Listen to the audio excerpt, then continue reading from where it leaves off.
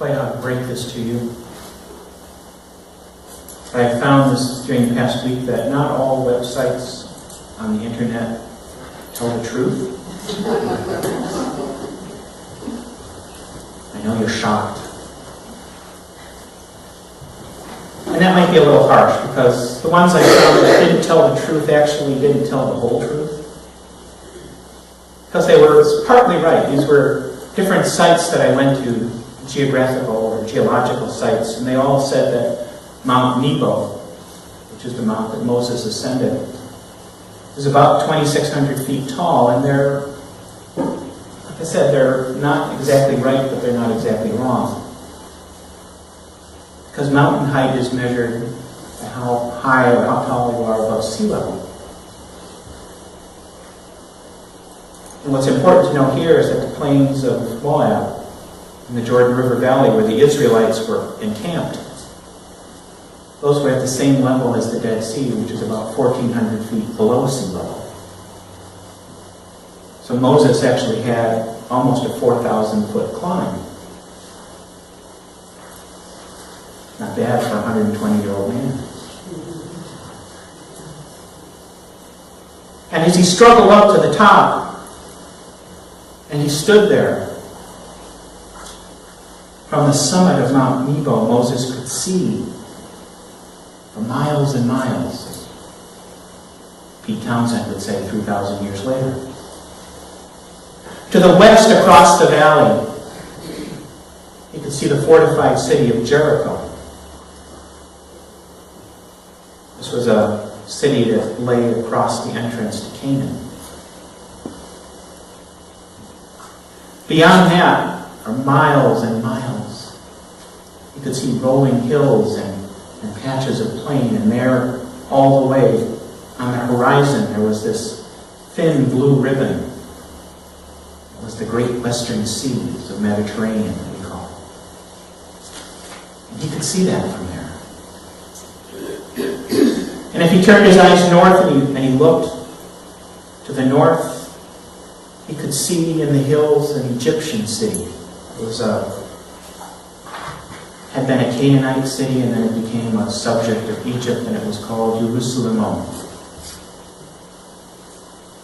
And no doubt Moses was perhaps a little concerned about having an Egyptian subject so close, because relations between the Israelites and the Egyptians were not all that great, you might remember.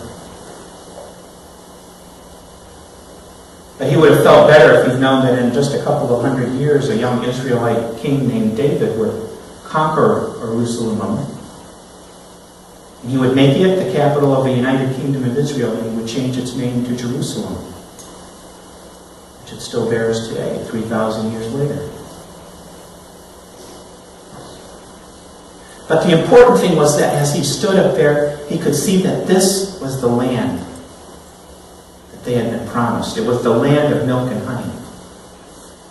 It was the land that God had promised Abraham, and the land that God had promised Isaac and Jacob and all of the sons of Israel ever since. It was the land that God had promised the Israelites once they stood up for their own freedom and were freed from Egypt. This was the pot of gold at the end of the rainbow. And Moses, from the summit of Mount Nebo, was not just getting a geography lesson from God, because he didn't just see a rich land, a land of milk and honey. He wasn't even just seeing God's promise made visible, which was remarkable in itself. But from this rocky perch, almost a mile above the plains of Moab, Moses could look west. He could see the future. He could see the future of his people in his heart, saying. It was a song of thanksgiving and hope and gratitude and praise. And it was a little bit bittersweet, because Moses knew that he would never himself set foot in that land. But But he would go to his eternal rest knowing that he had led his people to their new home. And you have to wonder, at least I wondered, if Moses had any idea standing there, if he had any idea of the conflict that would surround his people as they claimed this new home. Because it wasn't just an empty land that they could move into. There were already people there. There were already tribes and cities and families. And they would be going in and taking that. So did he have any idea of the blood that would be shed, of the lives that would be lost, turned upside down, as his people put down their roots in this land of milk and honey, which in so many ways would also be a land of war and strife for generations? It still is today.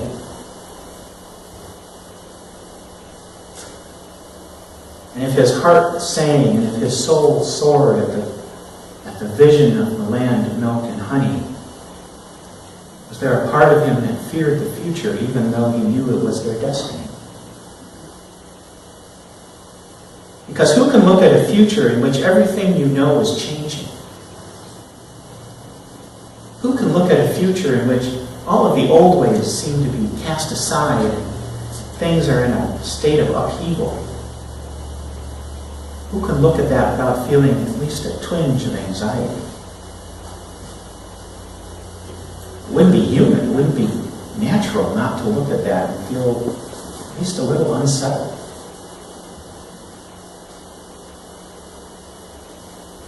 My grandparents,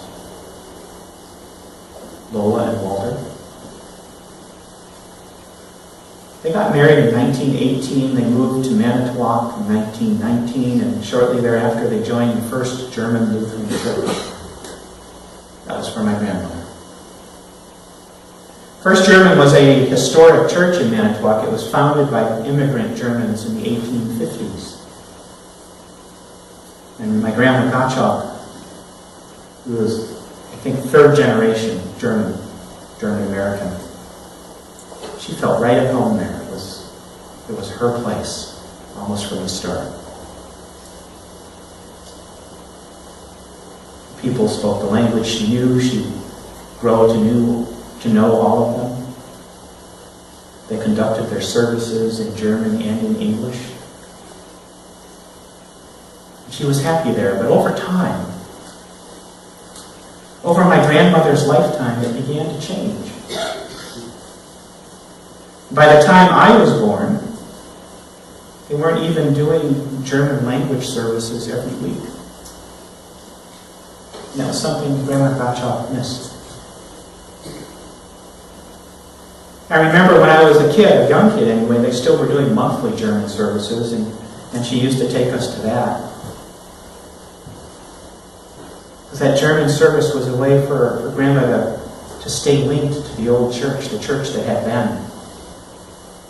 The church that she had been a part of for so long. And it was slipping away from her. And there were other changes too over that time. Women stopped wearing hats to church. That was a big thing. They would come with nothing on their heads. Some of the men stopped wearing suits. Some of the young men stopped wearing ties. That was a big thing. And all of these things bothered her because they were all signs that the church she had known was changing, and she just didn't understand why it had to change.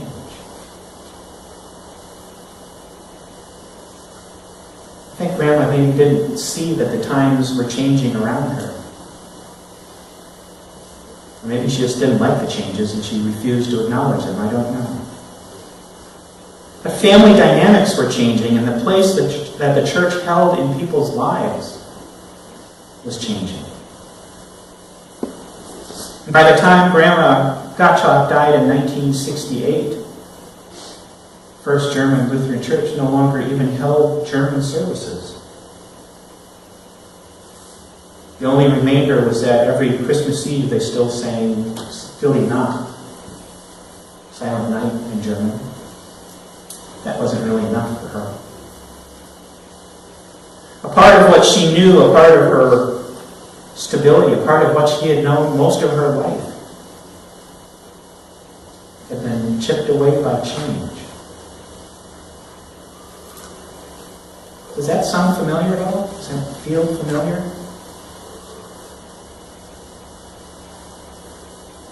Mainline churches in the U.S.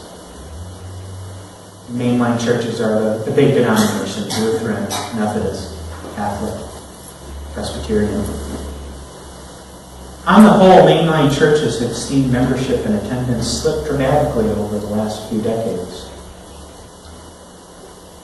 To many people, church is becoming either an afterthought or it's become something to be engaged in. And when everything else is done, if there's time, maybe we'll hit church this week. Or it's become just a place to come on Sunday to get spiritually recharged, which is not a bad thing. Don't get me wrong, we all need that charge on Sunday. That spiritual zip that gets us through the rest of the week. But for many, it's become the only connection they have. And some people have decided, either intentionally or by default, that church, as long or as it's being practiced today, as it's being done today, that church is just not relevant to them.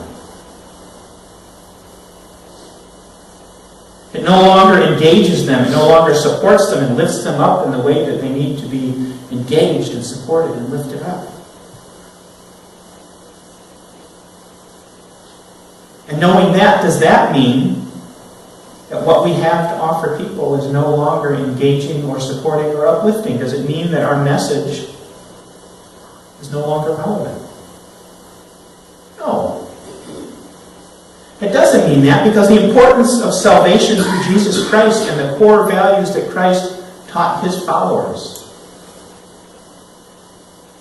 the core values that he called his followers to live by, is just as relevant today as it ever was. Maybe if you look at the situation the world is in today, you could even argue that they're more relevant than they ever were. So if that's true, then what's the deal? I'm going to leave that as a question for now. I'm going to leave that as a question, and I'm going to instead invite you to consider this. Those of you, at least, who are older than 20. Look at society today. Look at any aspect of how we live, of how we behave, and how we interact with one another today, and ask yourself, is it the same? Is it the exact same as it was 10 years ago? Or 20? Or 30? Is there anything else that we do in society today that's done the same way now that it was a few decades ago? How we shop, how we communicate, how we travel, how we learn, how we relate to one another. Everything has changed. And we can spend hours, days, weeks arguing about whether the change is for the better or for the worse. And the truth is, it's a little of both, most likely. But we could spend a lot of time debating whether the changes were good or bad, but simply lamenting the fact that things have changed isn't going to get us anywhere. It's not going to change anything back to the way it was. So in the face of all that,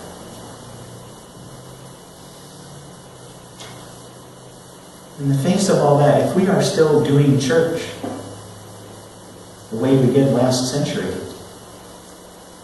now that we're well into the 21st century, we can talk about the last century, as being the 80s.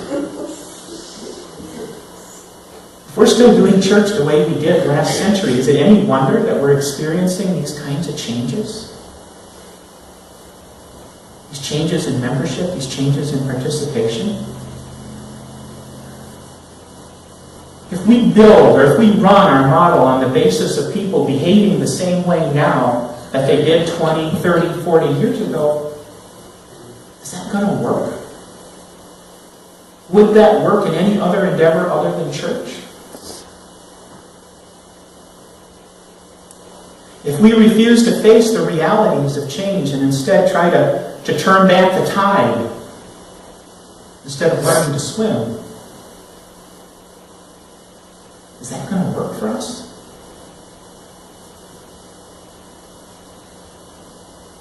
That's a decision that we have to make. It's a decision that we have to make not just for the sake of the church, but for the sake of the mission.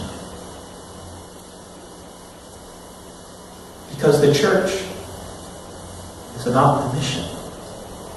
The mission that you and I have been charged with to go out and teach. The mission to go out and reach.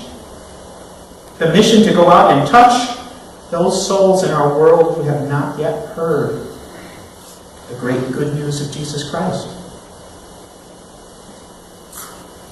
The mission to make this world in some way, somehow, a better place than it was when we got here.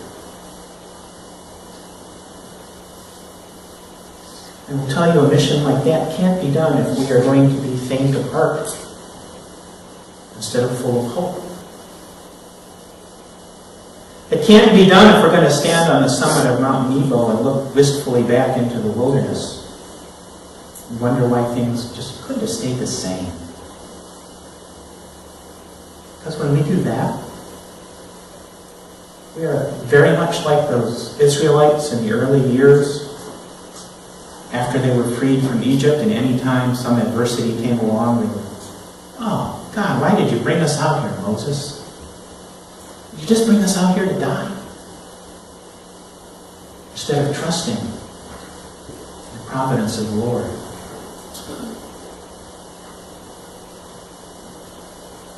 This can only be done if we open our hearts and our vision to the power of the Holy Spirit. And it will only succeed if we let our imagination soar and realize that change is the way forward. It's the way to the future. Change is coming. We have to decide if we are going to manage the change, if we are going to be the change, if we're just going to let it happen.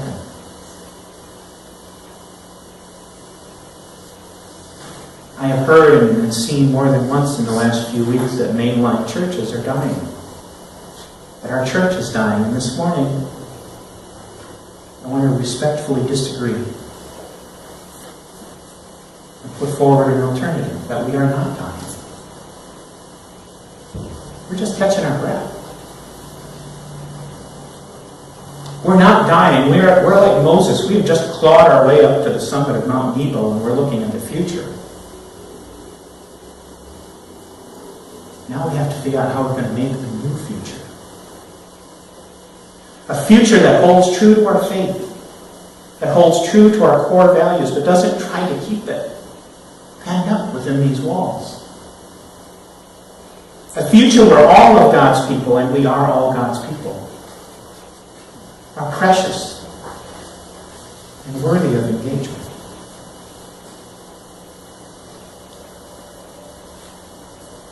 We need to build a future where the church finds new ways to carry the good news into the world. New ways to minister to the least and to the lost, and new ways to grow closer to one another as we do this. New ways to support one another, to value one another, because we all are members of this family. Being a member of the family doesn't mean you always agree with everybody else. Doesn't mean there aren't ever any arguments. I suspect any family that was like that. But it does mean that we're there for each other, that we care for each other.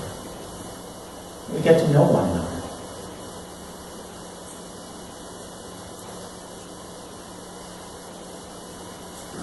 In the coming weeks, I invite you to think about the future. I invite you to talk among yourselves and talk to your friends. Talk to others in the community that aren't here and ask them, what's missing? What's missing in your life? What aren't we doing at the church? It causes you not to come here.